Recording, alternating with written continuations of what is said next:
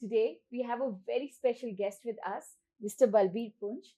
Mr. Balbir has been an active columnist and an active political worker. He's been the Rajya Sabha member for 2 terms, representing the Bharatiya Janata Party. And today, he is in Hyderabad for a very special reason. So, why are you here in Hyderabad today? Well, I've recently written a book, Tryst with Ayodhya, Decolonization of India. And that book I managed to write in about 4 months. And it's a book which is more than 400 pages. So I don't think it would have been possible to write that book within such a short span of time. But for the kripa of Ram. So Pragna Bharati, an organization, literary organization, they are going to launch that book in Hyderabad at a function this evening, and I am here to launch that book. That's wonderful. So, it just took you 4 months to write this book. You're right, see, but in the very opening paragraph of the preface, they say the book might have been written in 4 months. In fact, it was mapped in my mind for 40 years. Yes. Because I've been a part of this movement right from 1984 in a way, and this is 24, so it makes almost 40 years. So I've been a part of that movement.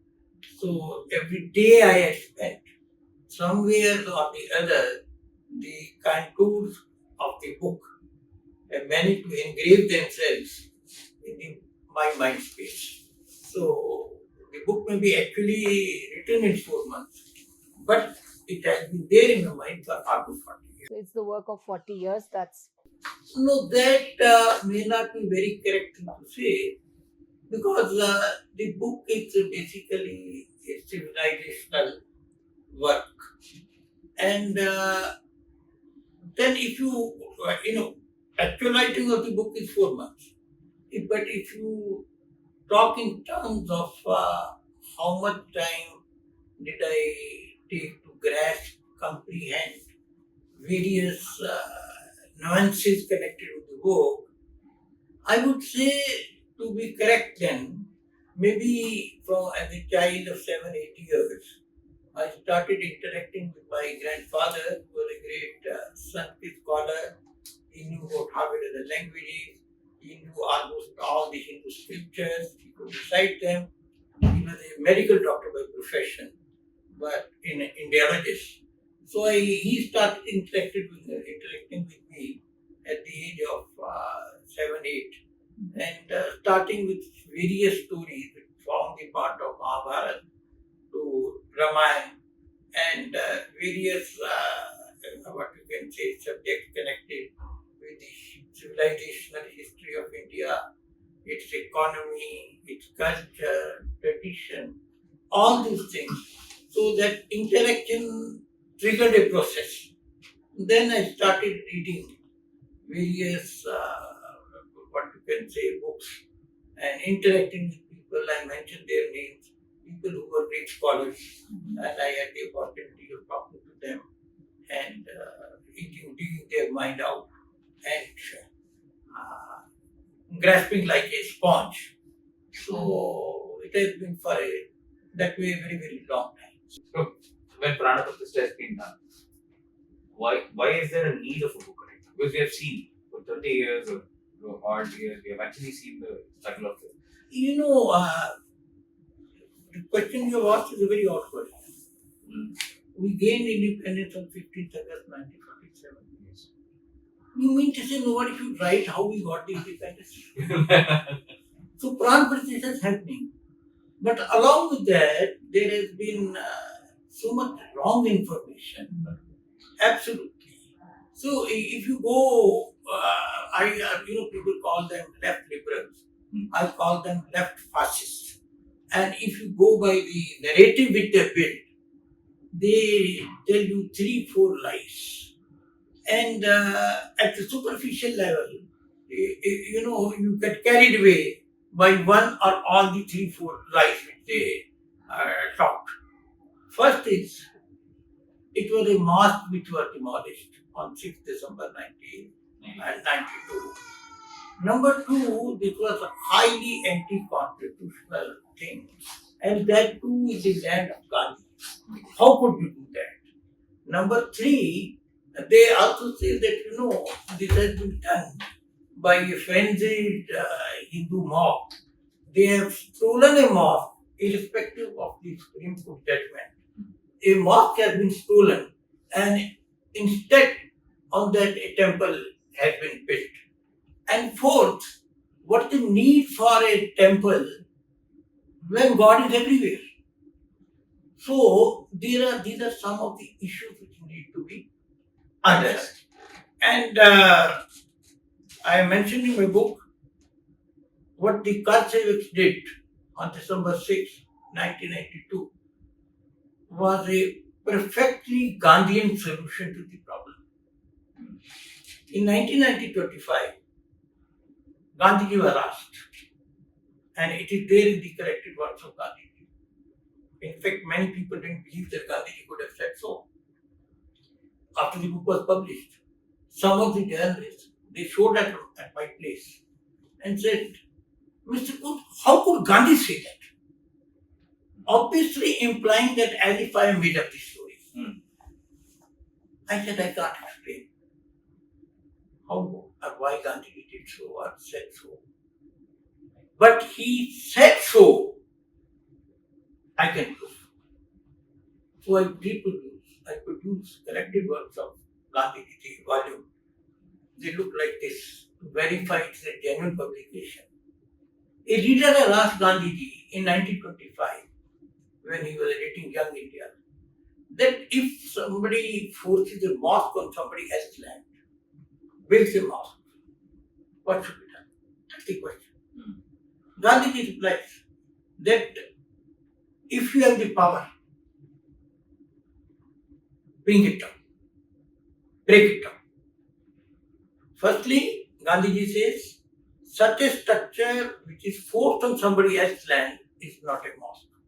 It cannot be a place of worship. And number two, you are fully authorized. Use the power you have in your arms and break it down. And if you don't have the power, then take recourse to police and to law. Karseviks exactly did that. They took recourse to law. And when they could afford to find that sort of energy, they pulled it down. This was a completely Gandhian solution to that so-called Babri structure. Number two, under the Islamic law and the settled Indian law, there was a case in 1930. It's called Shaheed Gani Gurdwara case. It was decided by the Lahore High Court in 1930, pre-partition India. And the judgment was challenged in the Privy Council. And the Privy Council upheld that judgment.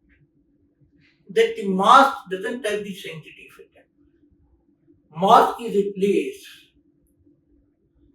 where you have community prayers. It's just a hall. It doesn't have that sanctity which a Hindu temple has. So as a result, if that mosque is taken over by somebody else, whatever the reason may be, then normal laws of possession will apply. For example, for 12 years, if some property is in adverse possession, then there is a law. And that place, once it ceases to be a mosque, it ceases to be a mosque for all time to come. 1934 was the last time when prayers were held, namaz was held in Babri structure. After that, till 1949, there were no prayers. Till today, there have been no prayers. 1934, now we are 2024. 90 years, there have been no prayers at all. And as per Muslim tradition also, Islamic tradition, mosque is a temporary structure.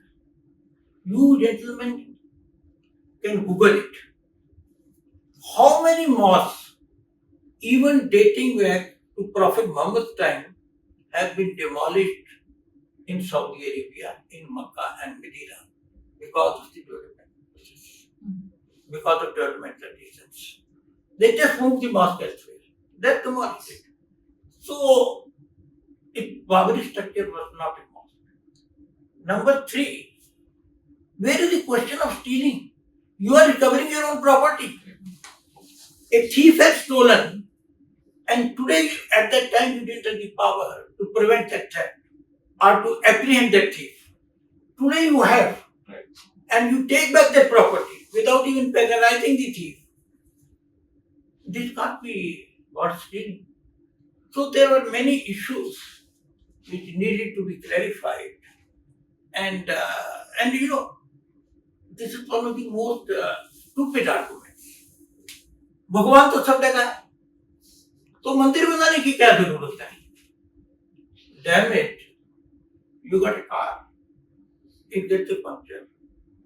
You stand on the highway having the tube in your hand so that the air can be refilled. Can be that. You need a pump to do it. Similarly, God may be everywhere, but there are millions and millions who need some sort of a Wi-Fi or an arrangement to reconnect themselves with God. This is why all religions in the world, they have institutions. Churches have their own setup.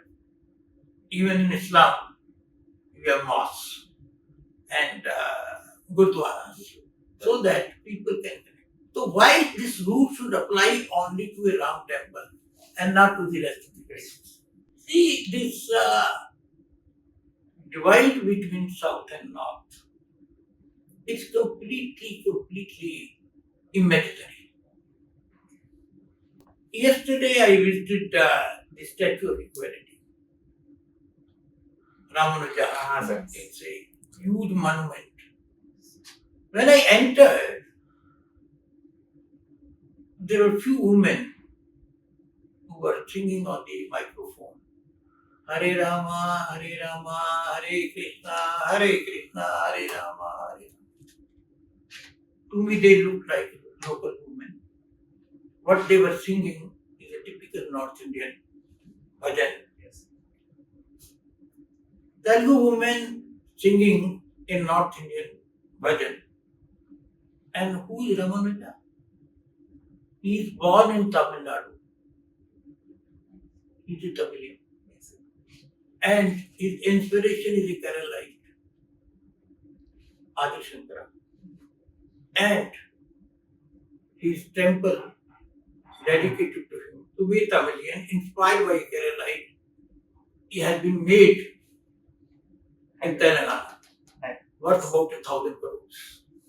It reminded me of something else. I was born in Gurdaspur district of Punjab. It neighbors Pakistan. In fact, this was the only district at the time of partition with Red Cliff divided in 2 parts. 1 tehsil, subdivision, was given to Pakistan, and 3, Batala, Gurdaspur and Pathankot came to India. I belong to that district. I was born there. There is a village called Panduri, quite close to Pakistan border, in Gurdaspur. Now, what is the significance of Panduri? Panduri is significant because there was a saint called Navadas. He was a contemporary of Tulsidas. Highly regarded saint, may not be as well known as Tulsidas. And he outlived Tulsidas. And both had a lot of mutual respect. Now this Navadas is born in Telangana. Navadas, his real name was Narayan Das. His real name was Narayan Das. He is born in Telangana. But he gets enlightenment when he goes to Ayodhya. And he lives for years. and Tulsidasi and Navadasi. Later on, he took the name Navadasi. They interact there. And then he goes to Pandori, what is called Eastern Temple. Adi Shankara, born in Kerala, establishes what they all before. Even if you are a Hindu born in Afghanistan and you want to do a Hindu puja, any sanskar, invariably you will need cloves, supari, pan ka patta, cardamom, nariyal, coconut. Nothing of that grows in North India at all. Nothing of that grows in Central India at all. But when you want to do these ceremonies, you got to have these things. They are the essential components of any Hindu puja. So this division is a British construct of colonized minds. It didn't exist. Bhosle's ruled Punjab till the British, making use of the doctrine of lands, grabbed their kingdom. The last Bhosle ruler, he wrote a long letter to the British, saying that you have taken my kingdom. Okay, fine. But you must also take the obligation. And he lists many obligations. And one of the obligations is that people from all parts of India, they come for Tirth Yatra and they pass through my kingdom. I offer them free food, shelter, stay, and even a hospital. You must take that function. Babur attacked India, and there are many atrocities he committed. He was a contemporary of Guru Nanak Sahib, the first Sikh Guru. And Guru Nanak Sahib wrote a shabd which is a part of Guru Granth Sahib, in which the shabd is Taki Dardan Aaya, Taki Tars Na Aaya. It's a complaint by Guru Nanak to God that you didn't have mercy, you didn't pity when Babur came and ravished the local people, killed innocent. And in the end he concludes, Hindustan, these atrocities were committed in Hindustan. Guru Nanak doesn't talk in terms of Punjab or Sikh. He talks in terms of Hindustan. So this country was always one. This is an artificial divide, and absolutely, and it's a construct promoted by the British. And I think now that we are a free country, independent country, we should allow our minds also to get free and not get bogged down by the narrative. So, what did you take on the Janwapi case which has been handled by Mr. Shankar Jain? See, Janwapi is one of the hundreds and thousands of temples which were ravished, demolished, desecrated by the Islamic invaders. And Janwapi is one of them. What makes it special is that we consider Kashi to be one of the most ancient holy places dedicated to Lord Shiva. In fact, somebody should read Mark Twain's definition. The way he describes Kashi, unfortunately I don't have his exact words. In a way he says that Kashi is older than history, tradition, and all of them put together. People can Google it. It's a well-known quotation by Mark Twain. I am not able to say it in exact words. And Baba Aurangzeb, his memoir very clearly mentioned it's a proud achievement for him to have demolished the Kashi Shiv temple and raised a mosque. See, it is very stupid, silly to blame the present generation of Muslims for the atrocities committed by Islamic invaders earlier. It's very stupid. But it is even more stupid for the Muslims to take pride and associate themselves what the Islamic invaders had done.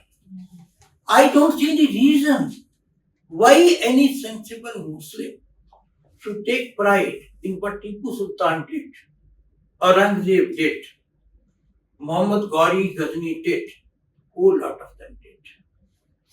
Nobody should blame the present generation of Muslims for the atrocities committed by these people. But no sensible Muslim should associate himself or herself with the misdeeds of these people. I tell you, if this happens, the Muslims stop associating themselves, they start taking pride. There are people who take pride, gloat over it, that what Aurangzeb did, what Tipu Sultan did. If they stop doing it, Hindu-Muslim problem will end itself.